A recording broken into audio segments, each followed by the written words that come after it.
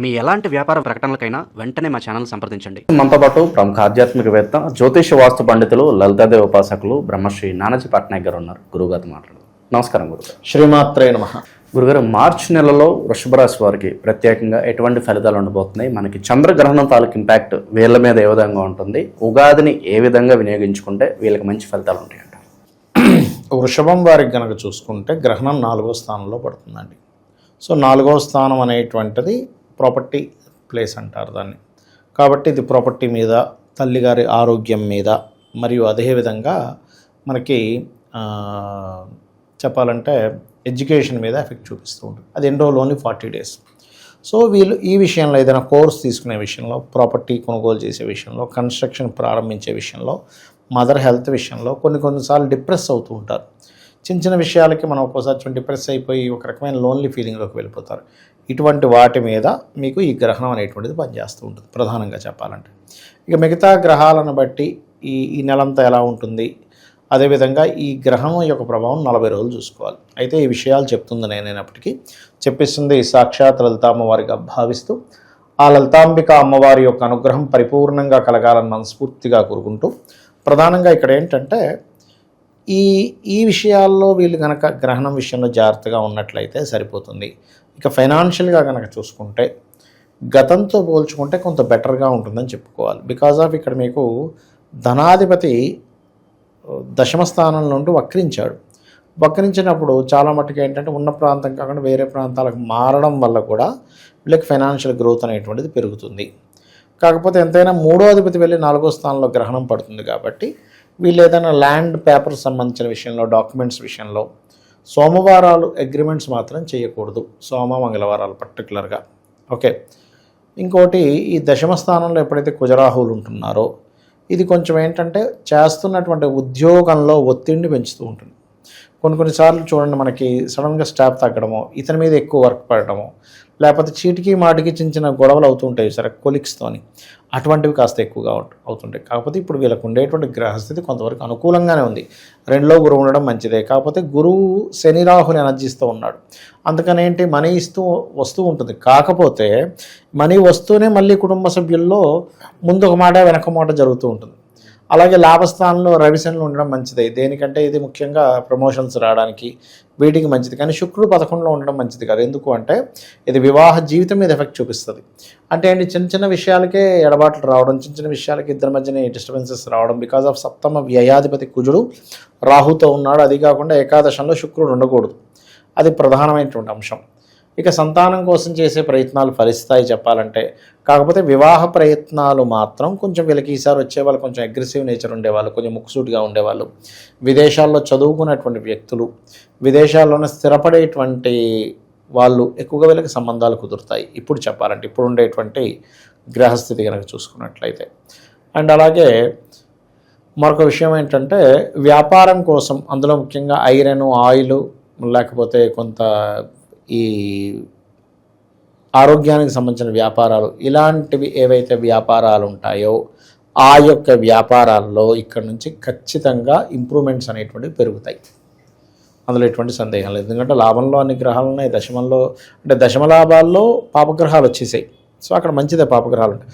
ఒకటే శుక్రుడు ఉండడం వల్ల ఏంటంటే కొంచెం వివాహ జీవితం మీద ఎఫెక్ట్ చూపిస్తూ ఉంటుంది. ఇది చూసుకోవాలి. అయితే వీళ్ళకి ఎక్కువగా ఇంకా ఫైనాన్షియల్గా ఇంకా బాగా గ్రోత్ రావాలి అంటే కనుక వీరు చేయవలసింది ఏమిటి అంటే విష్ణు సహస్రనామాలు, దక్షిణామూర్తి యొక్క స్తోత్ర పఠనం చేయడం ఎక్కువగా చేస్తుండాలి. అందులో ముఖ్యంగా సిబ్లింగ్స్లో స్త్రీలు ఉంటారు, అక్క చెల్లి, ఈ వరుస వాళ్ళతో తెలియని చిన్న మనస్పర్ధలు వస్తాయి. అది ప్రధానంగా చూసుకోవాలి. కాస్త వీళ్ళ యొక్క సంతానాన్ని అతివేగంగా వెళ్ళొద్దని చెప్పండి. ఎందుకంటే సంతానకారకుడైనటువంటి బుధుడు కుజరాహు నుంచి తప్పించుకుంటున్నాడు. అంటే ఎలా ఉంటాయంటే అదేదో జరిగిందండి కాకపోతే వీళ్ళకేం జరగలేదు, బండి డ్యామేజ్ అయింది అంటూ ఉంటాం. అలాంటివి కొంచెం కనబడుతుంటాయి. కాబట్టి కాస్త అతివేగం తగ్గించుకోమని చెప్పాలి పర్టికులర్గా వీళ్ళకి కనుక చూసుకున్నట్లయితే. ఇక వీళ్ళు ఎక్కువగా విష్ణు సహస్రనామాలు చదవడము, దక్షిణామూర్తి ఆరాధన చేయడము, ఇవి మంచిది. కొంచెం పెట్స్తో కొంచెం జాగ్రత్తగా ఉండాలి. పెంపుడు జంతువులు ఉంటాయి చూసారా, ఎందుకంటే మనకి పెంపుడు జంతువులకి కారకుడు కుజుడు అవుతాడు యాక్చువల్గా. ఈ కుజుడు ఎప్పుడైతే రాహుతో ఉన్నాడో కొంచెం పెంపుడు జంతువుల వల్ల, వాళ్ళు పెంచుకునే జంతువుల వల్ల కూడా ఒక్కోసారి పెద్ద పెద్ద మంచిగా ఇవి ఉంటాయి చూసారా, గిత్తల్లాగా కొంచెం అట్లాంటి వాటితో బలిష్టమైనటువంటి వాటితో కూడా కొంత ఇబ్బంది అనేటువంటిది వస్తూ ఉంటుంది. అది కొద్దిగా చూసుకోవాలి. ఇవి ఇక విశేషంగా ఎటువంటి పరిహారాలు చేసుకుంటే ఈ మాసం వీళ్ళకి బాగుంటుంది? వీళ్ళు ఎక్కువగా నరసింహస్వామి ఆరాధన కానీ, విష్ణు సహస్రనామాలు శ్రవణం పఠనం కానీ ఇవి అధికంగా చేయాలండి. ఇవి ఎంత చేస్తుంటే అంత బాగుంటుంది.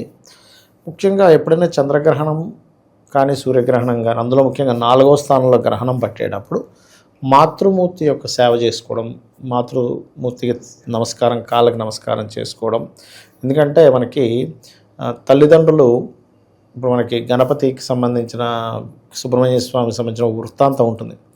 ఆయన నెమల మీద వెళ్ళిపోతాడు. వీళ్ళు తల్లిదండ్రుల చుట్టూ తిరిగితేనే సకల లోకాలు తిరిగిన ఫలితం వస్తుంది. అంటే దీని అర్థం ఏమిటంటే మనకు చెప్తుంది, మదర్ అండ్ ఫాదర్ బ్లెస్సింగ్స్ కనుక మనకు ఉంటే ఆటోమేటిక్గా దేవతా అనుగ్రహం ఉన్నట్టే అని అక్కడ చెప్పాడు.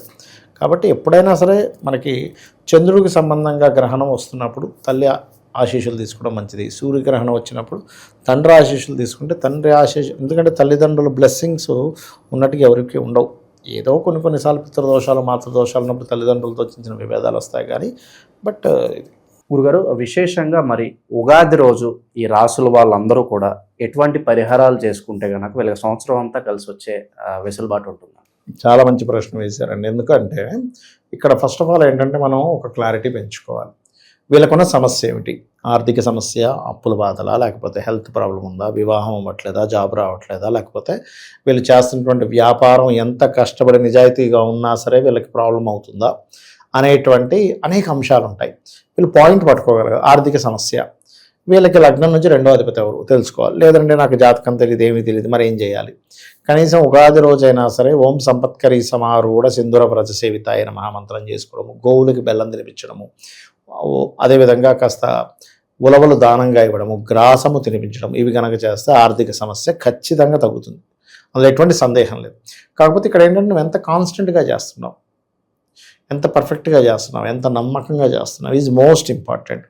ఇక రెండవది ఏంటంటే చాలామందికి ఏంటంటే ఉగాది నుంచి నా యొక్క జీవితం మారాలని ఉంటుంది. మీరు ఎవరికైనా కూడా ఉగాది పంచాంగంలో కూడా ఆదాయ వ్యయాలు చూసుకుంటుంటారు. ఇక్కడ నేను అనేది ఏంటంటే ఆదాయ వ్యయాలు జస్ట్ బేసిక్ థింగ్ వరకే.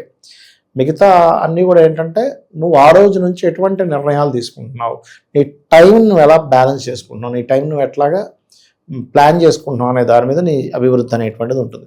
అయితే ఇక్కడ ఏంటంటే ప్రతి ఒక్కరికి కావాల్సింది సక్సెస్. కాబట్టి లలితా సహస్రనామాల్లో ఒక అద్భుతమైన నామం ఉంది సక్సెస్ పొందడానికి. ఏమిటది అంటే ఓం ఇంద్రగోప పరిక్షిప్త స్మరతూనా భజంగికాయై నమః. ఈ నామాన్ని ఎవరైతే రెగ్యులర్గా చాంటింగ్ చేస్తారో 100/100% వీళ్ళకి సక్సెస్ వచ్చి తీరుతుంది. ఇంకా అందులో డౌట్ ఏం లేదండి. కాకపోతే ఇక్కడ ఏంటంటే ఎప్పుడైనా ఒకటే ఏ నామమైనా మీరు కంటిన్యూస్గా చేస్తున్నారు లేదా, ఎంత నిష్టతో చేస్తున్నాము అని. కంటిన్యూటీ ఈజ్ మోస్ట్ ఇంపార్టెంట్ అండి. రోజు చేయాలి, శ్రద్ధగా చేయాలి. ఇది చాలా ఇంపార్టెంట్. రోజు చేయడం, శ్రద్ధగా చేయడం అనేటువంటిది మిమ్మల్ని అసలు మీరు ఊహించలేనటువంటి గొప్ప స్థితికి తీసుకెళ్తుంది మంత్రం. ఓకే, ఈ మంత్రం చేసుకోవాలి. అలా కాదు, కొంతమందికి ఏంటంటే ఉగాది మారింది కానీ మనకి ఏలినాడు శని ఉంది కదండి. ఇప్పుడు ఏలినాడు శని ఎవరెవరికి ఉంది? మేషం వారికి ఉంది, కుంభం వారికి ఉంది, అదేవిధంగా మీనం వారికి ఉంది కదా. కుంభం వారికి 1 సంవత్సరంలో అయిపోతుంది, మీనం వారికి 4 సంవత్సరాల దగ్గర పడుతుంది, మేషం వారికి ఏంటంటే ఇంకొక 6.5 సంవత్సరాల దగ్గర ఉంటుంది, 6 సంవత్సరాలు 3 నెలలు ఏమో ఉంటుంది. ఓకే, ఇక్కడ వీళ్ళకేంటి మారుతుంది కానీ సాటిస్ఫాక్షన్ ఉంటుంది. నేనేం చెప్తానంటే శని ఉన్నప్పుడు మనం భయపడాల్సిన పని లేదు. సింపుల్గా పోస్ట్పోన్ చేయకుండా ఉంటే చాలు.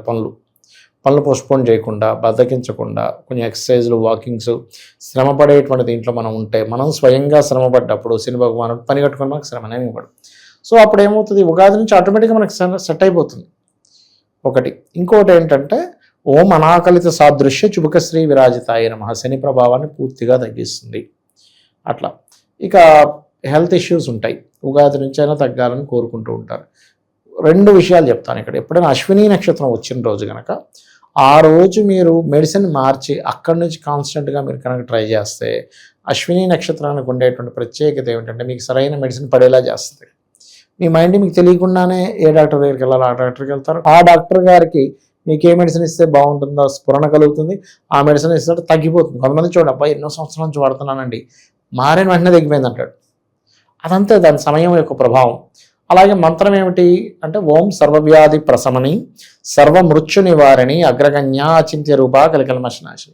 అయితే ఎప్పుడైనా సరే ఏ నామం అమ్మవారి నామాన్ని ఏది చేసినా దానికంటే ముందు కొంచెం సేపు శివనామ స్మరణ చేసుకోవాలి. నమశివాయ పంచాక్షరి చేసుకోవాలి. పంచాక్షరి చేసి అమ్మవారి నామం చేస్తే అద్భుతంగా పనిచేస్తుంది. అది ఇక ఉగాదిలో ఇక్కడ నేను చెప్పేది ఒకటే, ఉగాది పచ్చళ్ళలోనే మనకి చాలా విషయాలు ఉంటాయి. అంటే తీపి వగరు చేదాన్ని ఉంటాయి. అంటే దాని అర్థం ఏమిటి? అరే బాబు నీ లైఫ్లో అన్నీ ఉంటాయి అని సింబాలిక్గా చెప్పం. ఇక్కడ ఏంటంటేనంటే సమస్యలు అందరికీ ఉంటాయి. కొంతమంది ఎంజాయ్ చేస్తారు అదే సమస్యను పట్టుకుని, కొంతమంది బాధపడుతూ ఉంటారు. నువ్వు సమస్యని నువ్వు ఎంత ఎంజాయ్ చేస్తూ ఉన్నావు, నువ్వు బాధపడితే సమస్య తీరదు. ఒకటే నేను చాలామంది నా క్లయింట్స్ కాల్ చేసి ఒకటే చెప్తా, ఏమంటే చాలా బాధగా ఉందని అంటే నేను ఒకటే చెప్తాను, ఏమమ్మా టెన్షన్ పడిపోతున్నాను సార్ నాకు ఈ టెన్షన్ వల్ల అంటే నేను ఒకటే చెప్తాను, అమ్మ ఇంకో 10 మంది కూర్చొని టెన్షన్ పడితే పోతుందా మీ సమస్య? 100 మంది కూర్చొని టెన్షన్ పడదాం, పోతుగా. ఎప్పుడు పోతుంది?